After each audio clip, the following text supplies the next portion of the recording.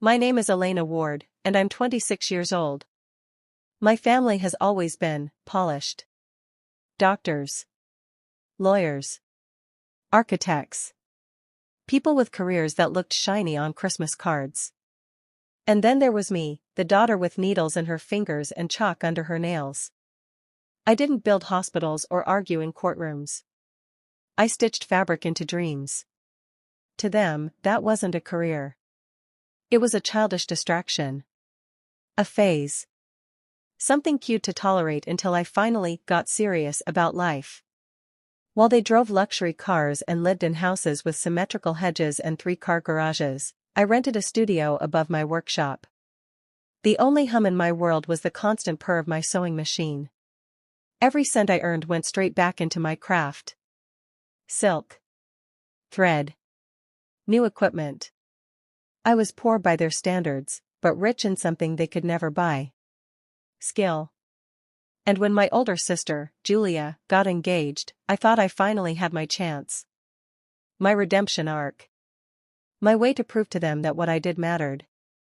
I offered to design her wedding gown. A couture piece that anywhere else would have cost more than their yearly vacation. But I told them it would be my gift. For 6 months, I bled for that dress. Every bead hand-sewn. Every stitch carved into the fabric until my fingers burned.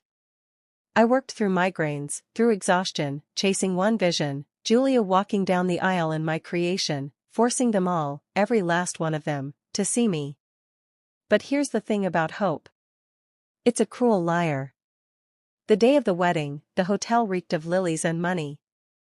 Floors like polished mirrors. Chandeliers that dripped crystal light. Guests in gowns worth more than my rent for the year. I arrived at the entrance of the grand ballroom, heart hammering, dress I had made clinging to my body like armor. The event coordinator blocked my path, eyes flicking from his clipboard to me. "I'm sorry," he said, his tone flat. "You're not on the list." At first, I laughed. A mistake. Of course. My mother would straighten this out in a heartbeat. But when I found her across the lobby, drink in hand, pearls glistening on her throat, she didn't look surprised. She looked relieved. Her lips curled into that razor-sharp smile I knew too well. The one she used on waitstaff when their service was too slow. She leaned close, her voice soft enough to cut. "We can't have a poor seamstress ruining Julia's day. Not daughter. Not designer. Seamstress." My father stood stiff beside her, shame heavy in his eyes. "It's for the best, Elena. Don't make a scene. This is an exclusive event. Our colleagues are here." Exclusive. Meaning there was no space for me. I glanced past them, searching for my sister. Julia stood a few steps away, pretending not to see. Pretending I didn't exist, even as she stood wrapped in the dress I had carved out of my own bones. That was the moment something inside me didn't break, it crystallized. Cold. Sharp. Unforgiving. I smiled, steady, unnatural on my face. "You're right," I said. "A vendor doesn't sit with guests." Their eyes gleamed with smug victory. They thought I was retreating. That I would swallow the humiliation, as I always had. But at the revolving doors, I turned back. My voice carried across the marble. "Since I'm just a vendor, I'll be sending you my invoice." The smirk on my mother's face shattered like glass, and I walked into the night air, the sound of celebration muffled behind me. The storm came 3 days later. 98 missed calls. Voicemails full of rage. My aunts, cousins, even strangers parroting the same lie. Elena threw a tantrum at the wedding. She embarrassed the family. They painted me as a villain because villains make good scapegoats. But they had no idea what I'd prepared. See, while they dismissed me as a silly artist, I had built something real. My company, Ward Atelier, LLC, wasn't just a dream. It was a registered business. Every client signed a contract. Even Julia. She had scribbled her signature on my design agreement months ago, laughing. "Is this really necessary?" she'd teased.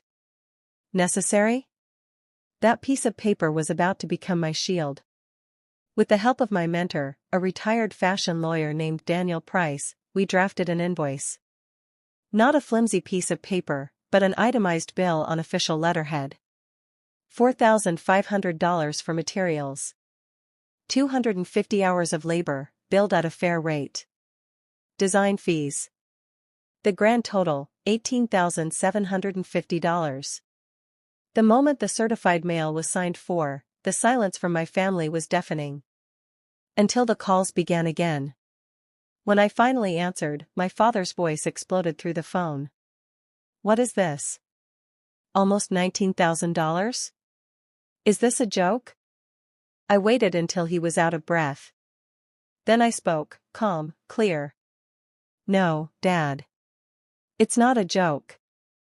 Mom told me I wasn't family, that I was a vendor. Vendors get paid. Consider it professional services rendered. There was a pause. Then my mother's voice screeched through the line. You wouldn't dare. We'll destroy your little business before it even begins. I took a breath, steel in my chest. You can try. But Julia signed a legally binding contract. If you'd like, I can connect you with my lawyer. The word lawyer silenced them. And if you plan to tell people your version, I added, go ahead. Just be sure to include the part where you kicked your daughter out of her own sister's wedding while she wore the dress that daughter designed. Let's see how well that plays at the country club. The call ended in a click. A week later, the payment hit my business account. No note. No apology. Just numbers. It wasn't money I wanted, it was acknowledgement. For the first time, they had been forced to put a price on the thing they always belittled, my work. My worth. I used every cent as a down payment on a new studio. Sunlit windows. Space to grow. And I blocked their numbers for good. That silence? It didn't hurt me. It freed me. Because here's the truth. Family isn't just blood. Family is the people who see you, who value you, who don't flinch at your existence. And sometimes, walking away from the people who should have loved you the most is the only way to finally love yourself. If you've ever had to fight for your worth, if you've ever been made to feel invisible, drop your story in the comments. I read every single one.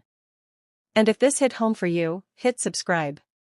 Because your voice deserves to be heard.